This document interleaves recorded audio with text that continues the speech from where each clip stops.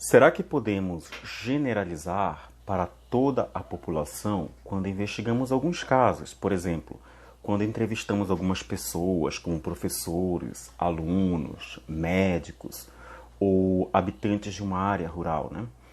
Antes devemos lembrar que generalizar, no quadro teórico da estatística, significa estender os achados às conclusões de uma amostra para toda a população, né, de onde ela veio.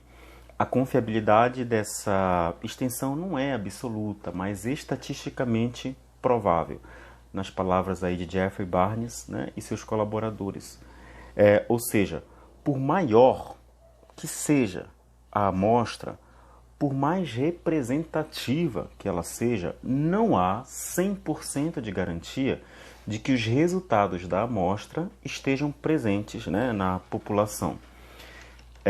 Em estatística, o valor de P nos diz, né, a probabilidade de estarmos enganados ao aceitarmos uma hipótese. No caso, o que se chama por hipótese alternativa, né? Em geral, um valor de P baixo, menor que 0,05, indica que é muito baixa a probabilidade de estarmos enganados ao rejeitarmos essa hipótese. Apesar de a garantia não ser total, completa, absoluta, lidar com grandes amostras ainda é o modo mais indicado, né, para quando quisermos ter alguma ideia do comportamento de toda a população, né? Mas será que isso é possível a partir da observação de alguns casos? Vamos enfatizar aqui as entrevistas, né, que são as técnicas bastante usadas na pesquisa em educação. Bom, tem um artigo de autoria de Bente Filbion, não sei se é assim, né, que se pronuncia, deve ser dinamarquês. O artigo tem como título 5 equívocos sobre a investigação baseada em estudos de caso. Um desses equívocos, segundo Filbion, é a ideia de que não podemos generalizar a partir de casos. Vamos nos concentrar um pouco nesse artigo. Filbion comenta que os níveis mais elevados da aprendizagem em cursos superiores se dá por meio de estudos de caso, incluindo aí a formação dos cientistas. Eu lembro que na minha graduação, durante uma disciplina de botânica, nós escolhemos uma pequena parcela de cerrado para aprender a fazer a taxonomia de algumas plantas observadas aí. Ou seja, o estudo não envolveu uma amostra grande de exemplares com várias parcelas do cerrado. Foi aquele caso específico no terreno da universidade. E quantas vezes, né, nós estudamos temas gerais usando apenas alguns casos. Nos laboratórios de anatomia, né, estudamos processos gerais biológicos usando apenas alguns exemplares, né, de animais, por exemplo. Ou quando falamos de educação ambiental, estamos preocupados com questões mais gerais, mas desenvolvemos a pesquisa focando um riacho, um lago, um bairro, uma área de palafitas, né, e etc. Então, interpretando essa afirmação de Filbion, não há processo de aprendizagem, de formação dos cientistas sem os estudos de caso. Mas no âmbito da pesquisa científica, o autor defende que generalizar a partir de um caso ou alguns poucos casos é possível, mas depende do caso. Filbion exemplifica o suposto experimento de Galileu Galilei que derrubou a hipótese aristotélica sobre a gravidade. Se Galileu executou, né, ou não, o famoso experimento do alto lá da torre, isso é controverso, mas a questão é que nesse experimento Galileu propôs o uso de casos extremos para o teste de sua hipótese. Ele queria saber se corpos de massas diferentes caem com a mesma aceleração. Galileu aparentemente imaginou, né, o uso de casos extremos em seu experimento. Por exemplo, de massas diferentes, esferas de metal e penas, né, segundo Filbion. Então, o experimento, se é que ocorreu, não envolveu o uso de ampla amostragem de objetos, de materiais diferentes, com dezenas de repetições, né, do experimento. As conclusões de Galileu se mostraram aceitáveis a partir de alguns casos, o uso de casos extremos.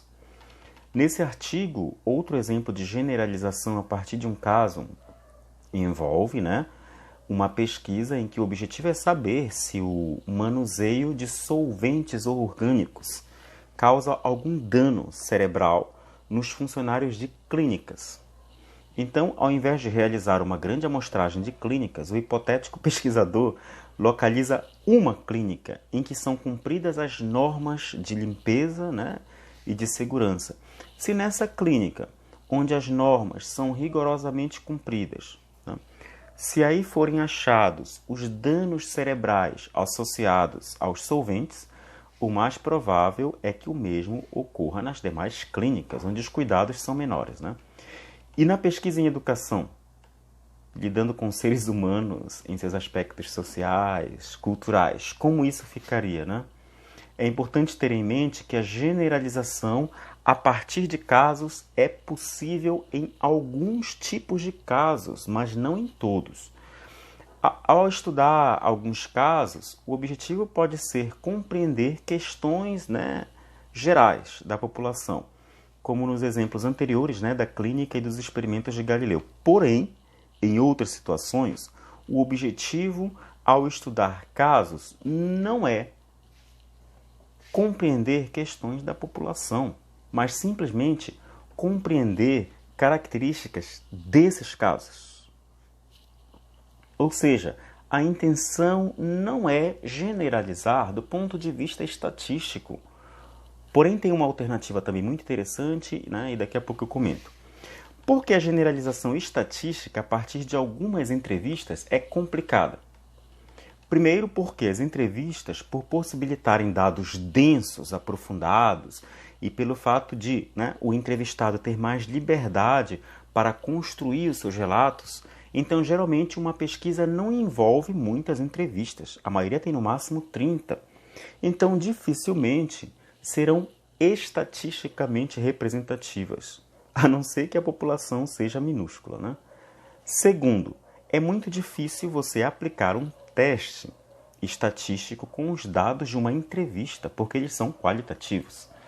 Cada entrevistado vai dizer uma coisa diferente.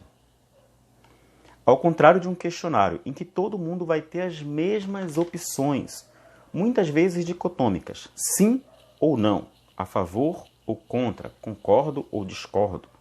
Aí fica fácil quantificar e aplicar os testes, né? Mas os objetivos das entrevistas são outros. Conhecer de modo mais aprofundado e não superficial os posicionamentos dos participantes.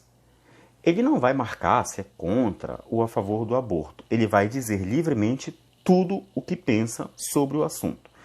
Então, nesse caso, o pesquisador está mais preocupado com as palavras, né, com a qualidade, com as contradições da vida real, e não com a generalização, que também é extremamente importante e tem nos proporcionado muitos avanços, né, de pesquisa. Porém, com as entrevistas, o objetivo é elucidar alguns casos, sem o interesse de generalizar estatisticamente. Outra questão, gente, comentada no artigo de Michelat, que também cita o filósofo Sapir, cada entrevistado é muito diferente do outro, em questões sociais e culturais, por exemplo. Cada entrevistado participa, segundo esses autores, de vários grupos ou subculturas diferentes e trazem consigo, nas entrevistas, traços inclusive dos grupos aos quais, né, participou décadas atrás. Por exemplo, você pode entrevistar 30 professores e professoras de matemática. Apesar de todos terem em comum essa característica, a formação em matemática, mas um deles pode participar também de um grupo de pesca esportiva, de animes, pode ser, além de professor de matemática, um poeta ou futebolista, ou seja, esse conjunto com certeza só essa pessoa vai ter no grupo de entrevistados. Ela vai ser única. E é quase com certeza que nos relatos dela, essas outras subculturas, vamos dizer assim, vão se relacionar com a matemática. Então, como é que eu vou generalizar isso com a estatística? Então, estudar atitudes, valores, comportamentos humanos não é o mesmo que estudar ratinhos de laboratórios. A coisa que nos seres humanos, né, são fáceis de prever, outras não. Seres humanos também têm comportamentos imprevisíveis, precisamente por sua capacidade de raciocinar, né, e agir de modo diferente do esperado em algumas situações. É muito importante dizer que a ciência, a grande vantagem da pesquisa científica é a grande variedade de métodos, técnicas e abordagens que temos à disposição. A generalização estatística é uma delas, não a única. Na minha dissertação do mestrado, eu usei ambas as abordagens, né, com aplicação de testes, de hipóteses, no programa SPSS e também análises qualitativas de entrevistas. As duas são importantes e essas guerrinhas entre pesquisadores qualitativos e pesquisadores quantitativos são coisas de iniciantes, né?